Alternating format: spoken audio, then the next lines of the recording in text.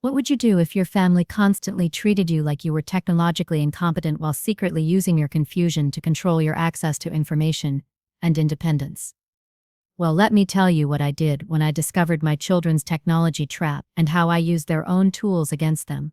My name is Betty, and at 76 years old, I had become a prisoner in the digital age, not because technology was too complicated for me to understand, but because my family had convinced me that it was. For years, my children had positioned themselves as my technological gatekeepers, claiming that smartphones, computers, and social media were too complex for someone my age to master. They had created a narrative where I was helplessly dependent on their expertise, and I had believed that narrative until the day I discovered they were using my supposed incompetence to control my access to information, relationships, and independence. It started innocently enough, or so I thought at the time.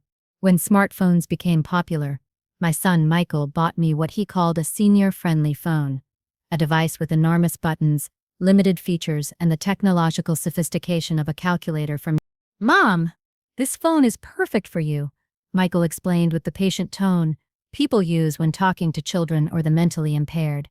"It can make calls and send simple text messages. That's all you really need. What about the internet? What about apps?" Michael laughed.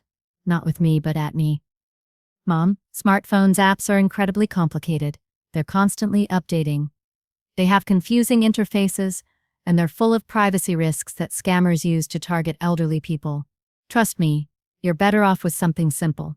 Something simple. Code for something that wouldn't allow me to access information, communicate freely, or participate in the digital world that had become essential for modern life. My daughter Sarah took a similar approach when I asked about getting a computer. "Mom, computers are a nightmare to maintain. They get viruses, they need constant updates, and the software changes so frequently that even young people struggle to keep up. Why don't you just call us when you need to look something up online? We're happy to help. Happy to help. Happy to control what information I could access, and when I could access it." When I expressed interest in social media to stay connected with old friends and distant relatives, my youngest daughter, Jennifer, was quick to discourage me. "Mom, Facebook is full of scams targeting seniors. People create fake profiles to steal money from elderly users who don't understand how to protect themselves. And don't even think about TikTok or Instagram. Those platforms are for young people. You'd just embarrass yourself trying to use them." Embarrass myself? Because apparently at 76, I was too old to learn new things or connect with people in modern ways. For 3 years, I accepted my children's technological limitations as protective measures designed to keep me safe from a digital world too complex and dangerous for someone my age. I relied on them to help me make online purchases, look up information, and stay connected with people who had moved into digital communication. But gradually, I began to notice that my technological dependence was giving my children unprecedented control over my life. When I wanted to research a medical condition I was experiencing, I had to ask Michael to look it up for me, and he would summarize what he found rather than letting me read the information directly. When I wanted to reconnect with old friends who had moved to other states, I had to ask Sarah to help me find their contact information, and she would decide which friends were worth reconnecting with and which weren't. When I wanted to order items online, I had to ask Jennifer to make the purchases for me, and she would suggest better alternatives to what I actually wanted. My children had become filters between me and the modern world, deciding what information I could access, which people I could communicate with, and how I could spend my own money. The breaking point came during a family dinner when I mentioned wanting to donate to a charity I had seen mentioned in a news article. "Mom, you need to be careful about charity scams," Michael warned. "A lot of fake charities target elderly people through online appeals. Why don't you give me the details, and I'll research it for you?" "I'd like to research it myself, Michael. Could you help me set up a computer?" "Mom, we've talked about this. Computers are too complicated for someone your age. You'd end up clicking on malicious links and getting your identity stolen." "What if I took a computer class?" Sarah laughed. "Mom, those senior computer classes are a waste of time. They teach you outdated information that doesn't apply to modern technology. You'd be better off just asking us when you need help with something digital." Jennifer nodded in agreement.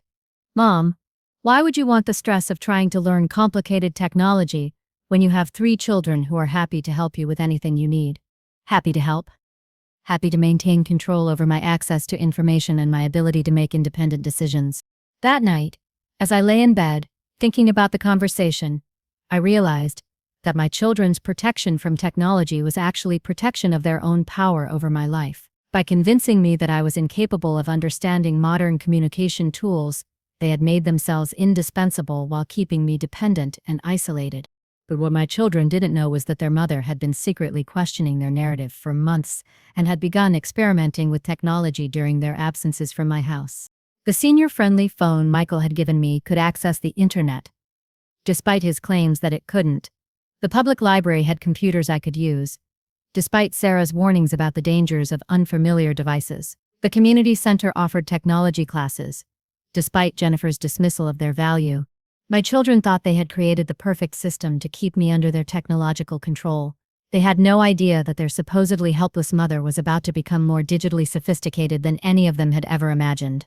For the next 6 months, I embarked on a covert mission to master the digital world my children claimed was too complicated for me to understand. Every Tuesday and Thursday, while my family thought I was attending book club meetings, I was actually sitting in the computer lab at the community center, learning skills that would eventually expose the lies they had been telling me for years. My first instructor was a patient 24-year-old named Marcus, who treated senior citizens with respect rather than condescension. "Mrs. Thompson, there's nothing about computers that's inherently too difficult for older adults to learn," Marcus told me during my first class. "The biggest barrier is usually anxiety created by other people telling you that technology is too complicated for you. My children say that computer interfaces change so fast that even young people can't keep up." Marcus smiled. "Mrs. Thompson, most computer interfaces are designed to be intuitive. If they were as complicated as your children claim, millions of people your age wouldn't be using them successfully every day." He was right. Within 2 weeks, I was navigating email, browsing the internet, and using basic software with the same competence I brought to any other skill I chose to master. But the real revelation came when Marcus introduced me to social media platforms. "Mrs. Thompson, would you like to learn about Facebook? It's an excellent way to stay connected with friends and family. My daughter says Facebook is full of scams targeting seniors. There are scams on Facebook, just like there are scams in phone calls and mail. But millions of seniors use Facebook safely every day by applying basic common sense about sharing personal information." Marcus taught me about privacy settings, friend verification, and recognizing suspicious messages. Within a week, I had created a Facebook account and reconnected with high school friends I hadn't spoken to in decades. But the most shocking discovery was how much information my children had been filtering without my knowledge. Friends who had been trying to contact me through social media for years, invitations to events and gatherings that I had never received, photos and updates from relatives who thought I was ignoring them, when I simply hadn't known they were reaching out. My children's protection from social media had actually isolated me from my social network and made me appear rude or uninterested to people who cared about me. The next platform Marcus introduced me to was YouTube. "Mrs. Thompson, YouTube has thousands of educational videos about any topic you can imagine. It's like having access to the world's largest library of tutorials and information. My son says video platforms are too confusing for people my age to navigate." "Mrs. Thompson, YouTube's interface is designed to be simple. You type what you want to learn about, and it shows you relevant videos. It's actually easier than using a library card catalog." Marcus was right again. Within days, I was watching videos about gardening techniques, cooking recipes, health information, financial planning, and dozens of other topics my children claimed were too complicated for me to research independently. But the platform that truly opened my eyes was TikTok. "Mrs. Thompson, I know TikTok has a reputation as a platform for young people, but there's actually a thriving community of older adults creating content about their experiences, wisdom, and perspectives. My daughter says I would embarrass myself trying to use platforms designed for young people." "Mrs. Thompson, some of the most popular content creators on TikTok are seniors sharing stories, advice, and humor. Age brings wisdom and perspective that younger audiences actually appreciate and seek out." Marcus showed me videos of women my age sharing cooking tips, life advice, family stories, and humorous observations about aging. They weren't embarrassing themselves. They were entertaining, educating, and inspiring millions of viewers who appreciated their authentic voices and unique perspectives. That's when I realized that my children's warnings about embarrassing myself on social media weren't about protecting my dignity. They were about protecting their control over my voice and my ability to connect with people independently. But the most empowering discovery came when Marcus taught me about online banking and shopping. Mrs. Thompson, you can manage your finances, pay bills, and make purchases online more securely and conveniently than and through traditional methods. My children handle most of my online transactions because they say it's too risky for seniors to enter financial information on websites. Marcus showed me how to identify secure websites, verify legitimate retailers, and protect my financial information online. Within a month, I was managing my own online banking, making my own purchases, and handling my own digital financial transactions. The independence was intoxicating. For the first time in years, I could buy what I wanted, when I wanted it, without asking my children for permission or accepting their suggestions for better alternatives. But the most shocking revelation came when I discovered that my children had been monitoring my senior-friendly phone more than I had realized. While learning about smartphone features, I discovered that my phone had been configured to share my location, my text messages, and my call history with Michael's device. He had been tracking my movements, reading my private communications, and monitoring my activities without my knowledge or consent. My supposed technological incompetence hadn't just made me dependent on my children's help. It had given them unprecedented access to my private life and personal information. But what my children didn't know was that their supposedly helpless mother had been documenting their technological manipulation and preparing to decode just how capable I really was. The digital revolution they claimed I was too old to understand was about to revolutionize our entire family dynamic. 6 months into my secret technology education, I had developed skills that exceeded those of my children in several areas, but I continued to pretend ignorance to see how far their manipulation would go. What I discovered was a systematic pattern of using my supposed technological incompetence to control my independence, my relationships, and my access to information. The first major test came when I wanted to video chat with my sister in Florida, whom I hadn't seen in person for 2 years. "Mom, video calling is really complicated to set up," Sarah explained when I asked for help. "The software is constantly changing. The audio and video often don't work properly, and it's frustrating even for tech-savvy people." But I had already learned how to use video calling apps through my computer classes. The technology wasn't complicated at all. It was as simple as making a phone call, but with the added benefit of seeing the person you were talking to. "Sarah, could you at least help me try?" I really miss seeing my sister. "Mom, why don't you just call her on your regular phone? That's much more reliable than trying to deal with complicated video technology." Sarah's refusal to help with video calling wasn't about protecting me from complicated technology.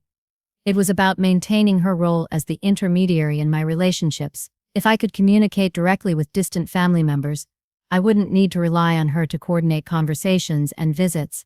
The second test came when I expressed interest in researching my family genealogy online. "Mom, genealogy websites are incredibly complicated," Michael told me. "They require you to navigate complex databases, verify conflicting information, and avoid scams from companies trying to sell expensive services to seniors." But I had already been exploring genealogy platforms during my computer lab sessions.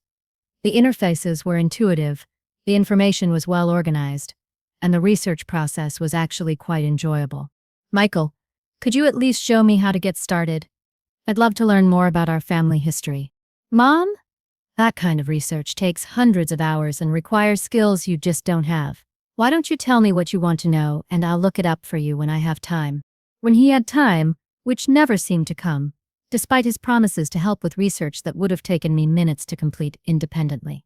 The third test revealed the most sinister aspect of my children's technological gatekeeping. When I mentioned wanting to research alternative treatments for my arthritis, Jennifer immediately became defensive. "Mom, medical information online is extremely dangerous for seniors. There are thousands of scam websites promoting fake treatments that could seriously harm your health." But I had already been researching medical information through reputable websites, cross-referencing multiple sources, and discussing findings with my doctor. The information I found was more comprehensive and current than anything my children had ever provided when I asked them to look something up for me. "Jennifer, what if I only looked at official medical websites? Surely those would be safe." Mom, even legitimate medical websites are written in technical language that's confusing for people without medical training. You could easily misinterpret information and make dangerous decisions about your health. Jennifer's concern wasn't about protecting my health. It was about controlling my access to information that might lead me to make medical decisions independently of their input and approval. But the most revealing test came when I asked about online banking during a family dinner. I'd like to be able to check my account balance and pay bills online instead of waiting for monthly statements, I said. All three of my children immediately began explaining why online banking was too dangerous for someone my age. Mom, online banking is a prime target for hackers who specifically target elderly users, Michael warned. The interfaces are constantly changing, and one wrong click could transfer money to the wrong account, Sarah added. Plus, there are so many passwords and security questions to remember. You'd end up locked out of your own accounts, Jennifer concluded. But I had already been managing my finances online for 2 months, and the experience was far simpler and more secure than the traditional banking methods I had been using. Online banking gave me real-time access to my financial information and allowed me to manage my money more efficiently than waiting for monthly statements and writing paper checks. More importantly, online banking revealed financial activity that my children had been handling to help me without my full knowledge or oversight. When I gained access to my complete banking history, I discovered that Michael had been using my debit card for purchases I hadn't authorized. Sarah had been transferring money from my savings to checking account to cover checks she had written on my behalf without asking permission. Jennifer had been paying my bills in amounts that were higher than necessary and keeping the difference. My technological incompetence hadn't just made me dependent on their help. It had given them access to my financial accounts and enabled them to manage my money in ways that benefited them rather than me. But the most shocking discovery came when I learned to access my phone's complete call and text history. My children hadn't just been monitoring my communications, they had been filtering them. Calls from friends were being diverted to voicemail without ringing my phone. Text messages from relatives were being deleted before I could read them. Voice messages were being summarized by my children rather than played for me directly. They had been curating my social interactions, deciding which relationships were appropriate for me to maintain, and which people I should be isolated from. My supposed need for technological protection had become a system of communication control that kept me dependent on my children for social connection, while preventing me from developing relationships they couldn't monitor or manipulate. But what my children didn't know was that their technologically helpless mother had been building an online presence that would soon expose their lies and demonstrate exactly how capable she really was. The digital awakening they had tried to prevent was about to become their digital nightmare. After 8 months of secret technology mastery, I decided it was time to demonstrate to my family exactly how wrong they had been about my digital capabilities. But instead of simply revealing my skills through confrontation, I chose a more dramatic approach that would make my technological competence undeniably public.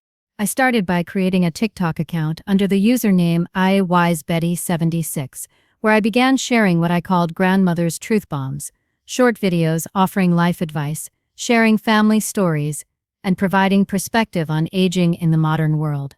My first video was simple, me sitting in my kitchen, speaking directly to the camera about the importance of learning new skills at any age. Hello, beautiful people.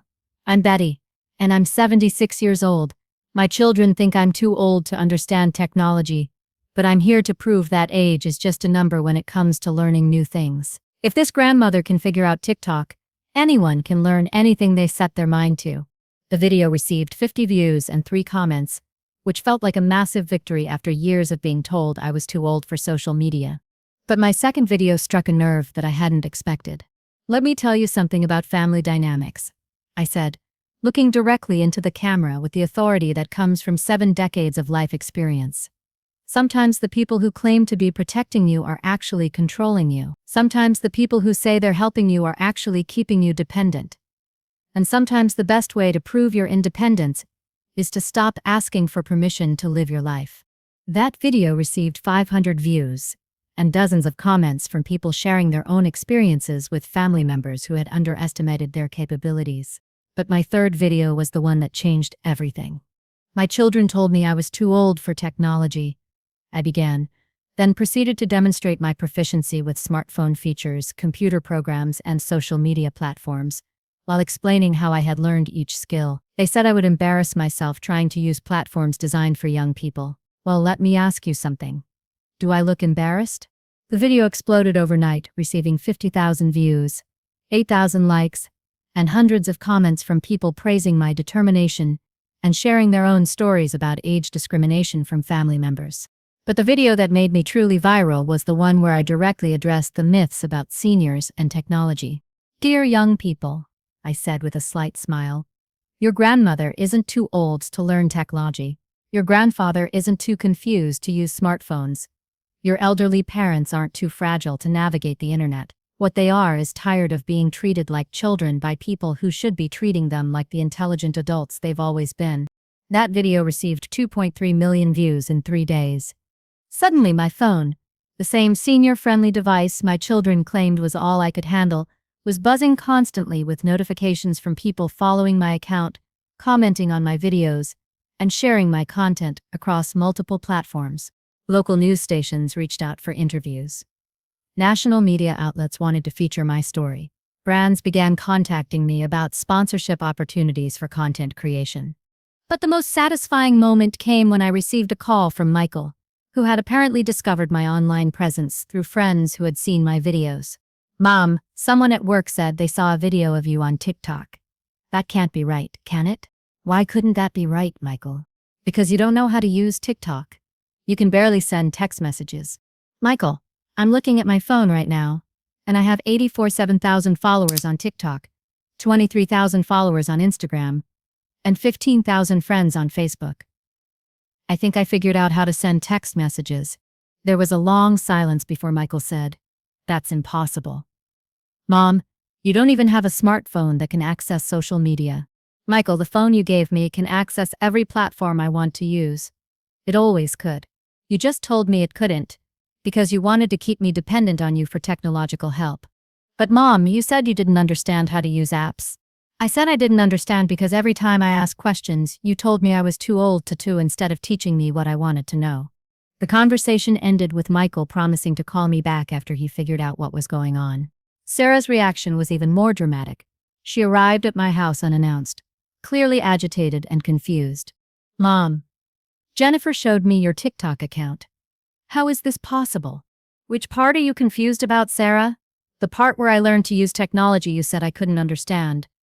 Or the part where I became successful at something you said I would embarrass myself attempting.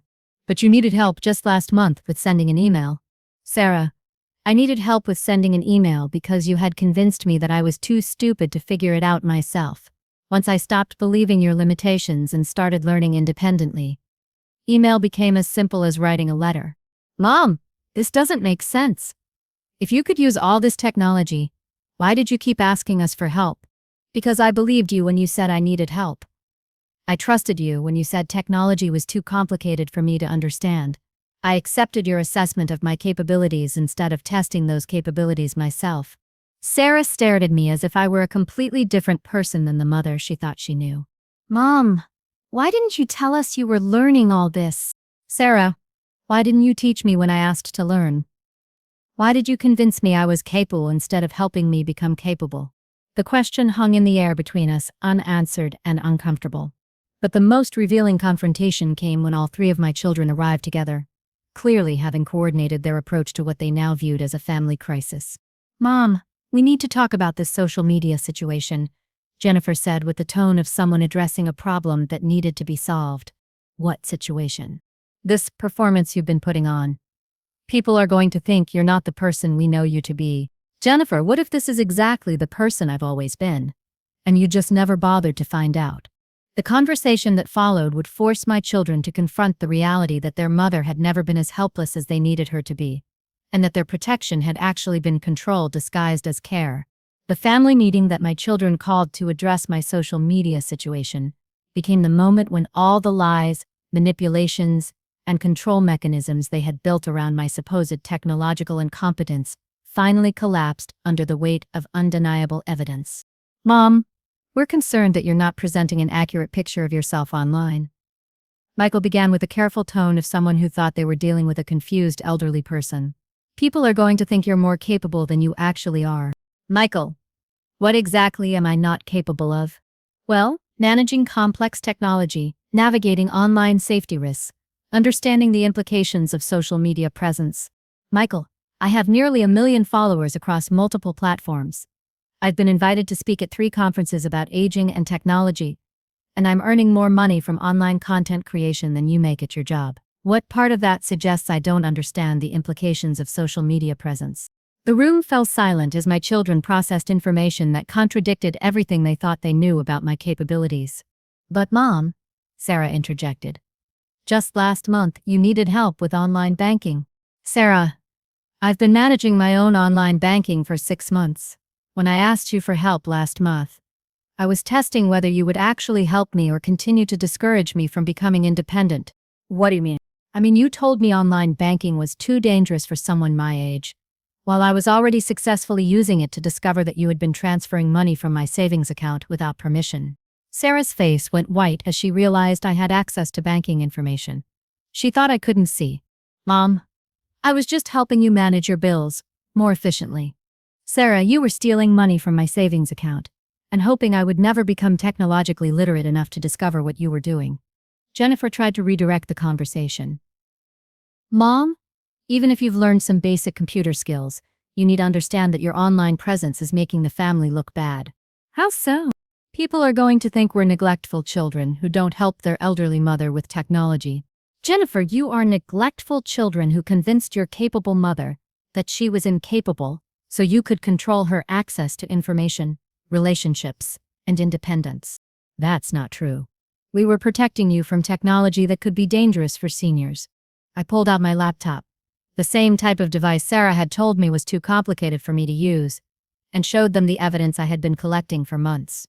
Jennifer, would you like to see the screenshots of my phone's call history showing that you've been diverted calls from friends to voicemail without telling me?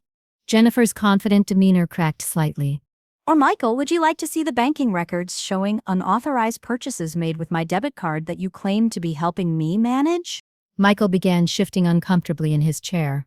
Or Sarah, would you like to see the documentation of how you've been filtering my text messages and emails, deciding which communications I was ready to handle? Sarah stared at me with the expression of someone who had just realized their victim was actually their prosecutor. Mom, we were trying to protect you from scams and confusion. You were trying to protect yourselves from losing control over my life. Every protection you offered gave you more power over my decisions, my relationships, and my independence. I continued presenting evidence of their systematic manipulation, the monitoring software on my phone, the financial transactions made without my knowledge, the social communications they had intercepted and filtered, the online accounts they had created in my name, without my permission. For 3 years, you convinced me that I was too old and too confused to manage my own digital life. You created a narrative where I was helplessly dependent on your expertise, and you used that narrative to control every aspect of my interaction with the modern world. But Mom, Michael protested weakly, we didn't mean to control you. We genuinely thought we were helping. Michael, did you genuinely think it was helpful to monitor my phone calls without my knowledge? Did you genuinely think it was protective to use my debit card without permission? Did you genuinely think it was caring to prevent me from reconnecting with old friends through social media? The questions hung in the air unanswered, because we all knew the answers would expose motivations that had nothing to do with my welfare, and everything to do with their desire to maintain power over my life. Mom, Jennifer said quietly, what do you want from us now? I want you to acknowledge that you've been lying to me about my capabilities for years. I want you to admit that your protection was actually control, and I want you to understand that I will never again accept your assessment of what I can or cannot learn. And if we don't, Jennifer, I have 1 million people online who appreciate my wisdom, enjoy my content, and respect my independence. I don't need relationships with people who require me to pretend I'm helpless in order to make them feel important. Sarah began crying, not from sadness, but from the realization that their mother was no longer the controllable person they had spent years creating. Mom, are you going to cut us out of your life? Sarah, I'm going to have relationships with people who support my growth, instead of people who profit from my limitations. Whether that includes you depends entirely on whether you can accept who I actually am instead of who you needed me to be. The meeting ended with my children understanding that their technologically helpless mother had become more digitally sophisticated than any of them more financially independent than they had ever allowed her to be, and more connected to the outside world than they had ever wanted her to become. But the most important revelation was still to come, because my online success had attracted attention that would give me opportunities they never could have imagined, and power they never could have controlled. 1 year after my family meeting, I had built what could only be described as a digital empire that completely transformed not only my relationship with technology, but my entire life trajectory. The supposed technological incompetence my children had used to control me had become the foundation for independence, influence, and success beyond anything I had ever imagined possible at 77 years old. My social media following had grown to over 3.2 million people across multiple platforms, with my grandmother's truth bombs reaching audiences around the world who hungered for authentic wisdom from someone who had lived long enough to understand what actually matters in life. The content that resonated most strongly wasn't about technology at all. It was about the universal experience of being underestimated, dismissed, or controlled by people who claim to have your best interests at heart. My most popular video series, Things I Wish I'd Known at 30, regularly received millions of views and thousands of comments from people of all ages who appreciated perspective from someone who had survived decades of life's challenges and emerged stronger, wiser, and more confident. But the financial impact of my digital presence was what truly shocked my children and proved how wrong they had been about the value of my voice in the modern marketplace. Brand partnerships with companies targeting active seniors brought in substantial monthly income. Speaking engagements at conferences about aging, technology adoption, and intergenerational communication provided both payment and travel opportunities I had never expected to experience. A book deal for Never Too Late, A Grandmother's Guide to Digital Independence, had been signed with a major publisher, with advance payments that exceeded my annual retirement income. Most surprisingly, a streaming platform had approached me about hosting a web series called Ask Grandma Betty, where viewers could submit questions about life, relationships, and personal challenges for my advice and perspective. At 77 years old, I had become what marketing experts called an influencer, someone whose opinions and recommendations carried weight with large audiences and commanded significant compensation from companies eager to reach my demographic. But the success that meant the most to me was the impact my story had on other families dealing with similar dynamics of technological gatekeeping and age-based control. Thousands of seniors had shared their own stories about family members who had convinced them they were too old to learn new skills, too confused to manage their own affairs, or too fragile to maintain their independence.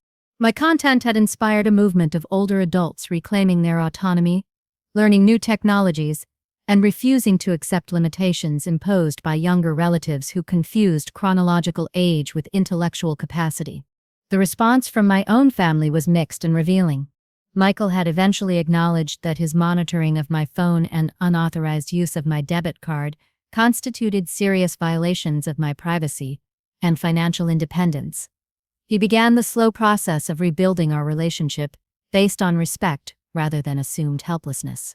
Mom, I realize now that I was treating you like a child instead of like the intelligent adult you've always been. I was so focused on protecting you from risks that I couldn't see I was creating bigger risks by taking away your independence. Michael, what made you finally understand that? Watching your success online. Seeing how capable and articulate you are when people aren't telling you that you're too old to succeed. Realizing that the mother I thought needed protection was actually more accomplished than I ever gave her credit for. Sarah's journey was more difficult, because she had to confront the reality that her help with my finances had actually been financial abuse disguised as assistance. Mom, I need to apologize for managing your money without your knowledge. I convinced myself that I was helping you avoid confusion, but I was really helping myself avoid accountability. Sarah, what do you mean? I was using your supposed technological incompetence as an excuse to control your finances in ways that benefited me. When you couldn't check your accounts online, you couldn't question my decisions about how your money was being managed. Sarah's acknowledgement led to a complete restructuring of my financial arrangements, with all accounts returned to my sole control and all unauthorized transactions reversed. But Jennifer's response was the most resistant and revealed how much her identity had been built around being needed by her so probably helpless mother. Mom, I still think you're making a mistake putting yourself out there online like this. You're going to attract scammers and people who want to take advantage of your success. Jennifer, for 3 years you convinced me that I needed protection from online risks. Now that I've proven I can navigate those risks successfully, you're still trying to convince me that I need protection. What does that tell you about your motivations? I'm trying to protect you because I love you. Jennifer, love doesn't require the person you love to remain helpless. Protection doesn't require the person you're protecting to stay dependent. If your love for me requires me to pretend I'm less capable than I actually am, then you're not loving me. You're loving the version of me that makes you feel important. The conversation ended with Jennifer having to choose between accepting my independence or losing access to our relationship entirely. 6 months later, she chose acceptance, but it required her to completely reimagine our dynamic and find new ways to contribute to my life that didn't require me to pretend I needed her help with things I could manage independently. The most rewarding outcome of my digital journey was the relationship I developed with my granddaughter Emma, Sarah's 16-year-old daughter, who had watched her mother and uncles underestimate me for years. "Grandma Betty, I always knew you were smarter than they gave you credit for," Emma told me during one of our regular video calls. A technology my family had claimed was too complicated for me to master. "How did you know?" "Because you always asked really good questions about everything. People who ask good questions aren't confused. They're curious. But Mom and Uncle Michael and Aunt Jennifer kept treating your curiosity like confusion." Emma became my content creation partner, helping me with video editing, social media strategy, and audience engagement. But more importantly, she learned from my experience that age should never be used as a reason to limit someone's potential or dismiss their capabilities. "Grandma, watching you become famous online taught me that people can reinvent themselves at any age if they're willing to challenge the limitations others put on them." Emma, what's the most important thing you learned from watching my journey? That the people who say they are protecting you might actually be the people you need protection from, and that the best way to prove people wrong about your capabilities is to develop those capabilities and use them successfully. Emma's generation understood something my children's generation had forgotten: that wisdom and experience are assets, not liabilities, that combining those assets with new technologies creates opportunities for influence and impact that didn't exist in previous eras. The streaming series Ask Grandma Betty became one of the platform's most popular programs, with episodes regularly trending and spawning countless reaction videos from younger viewers who were surprised to discover how much they enjoyed advice from someone their grandmother's age. But the most meaningful success was the community that formed around my content. Millions of people who had felt dismissed, underestimated, or controlled by family members who confused love with limitation. My comment sections became spaces where people shared their own stories of breaking free from others' expectations, learning new skills despite being told they were too old, and reclaiming their independence from well-meaning relatives who had become obstacles to their growth. "Betty, your story gave me the courage to go back to school at 62, wrote one follower. "Watching you learn technology inspired me to start my own business at 70, shared another. "Your videos helped me understand that my daughter was controlling me, not helping me," commented a woman from Ohio. The ripple effect of refusing to accept my family's technological limitations had created a movement of older adults, reclaiming their agency, challenging ageist assumptions, and proving that the capacity for growth, learning, and reinvention doesn't diminish with age. It just requires the courage to ignore people who tell you it does. 2 years after my children first dismissed my interest in technology, I was featured on the cover of a major magazine as the grandmother who broke the internet, and was invited to speak at technology conferences about digital inclusion and age discrimination. The irony wasn't lost on anyone, least of all my children, who had spent years convincing me that I was too old for the digital world that had ultimately made me more successful, influential, and financially independent than any of them. But the greatest victory wasn't the fame, the money, or the recognition. It was the knowledge that I had refused to accept limitations imposed by people who benefited from my supposed helplessness. When my family told me I was too old for technology, I could have believed them and remained dependent on their filtered version of the digital world. Instead, I chose to test their assumptions and discovered that the only thing limiting my technological capabilities was my willingness to accept their assessment of those capabilities. The technology trap my children had created to control me became the foundation for independence they never could have imagined, and success they never could have controlled. And that, my dear listeners, is how I turned my family's underestimation into my greatest achievement. Sometimes the people who tell you that you can't do something are the same people who benefit from your inability to do it. Sometimes the best response to being called too old is to prove just how much this old dog can learn. Never let anyone convince you that your age disqualifies you from learning new skills, exploring new opportunities, or reinventing your life in ways that serve your interests rather than their need to feel important. The digital world isn't too complicated for older adults. It's too powerful for people who want to keep older adults dependent and controlled. And once you master the tools they claim you can't understand, you discover that age brings advantages they never anticipated. Authenticity, perspective, and the confidence that comes from having survived long enough to know what really matters. Technology isn't about age. It's about curiosity, persistence, and the willingness to challenge people who mistake their assumptions for facts. And sometimes, the best way to prove people wrong about your capabilities is to develop capabilities so impressive that their underestimation becomes impossible to maintain. I have more stories about breaking free from family control, challenging ageist assumptions, and the power of refusing to accept other people's limitations on your potential. So subscribe to Betty's True Stories, because the best revenge against people who underestimate you isn't anger, it's success, so undeniable that they have to acknowledge they were wrong about who you really are. Growing older means gaining experience, not losing potential. And sometimes, the greatest gift you can give yourself is the knowledge that you're capable of far more than the people who claim to know you best ever imagined possible.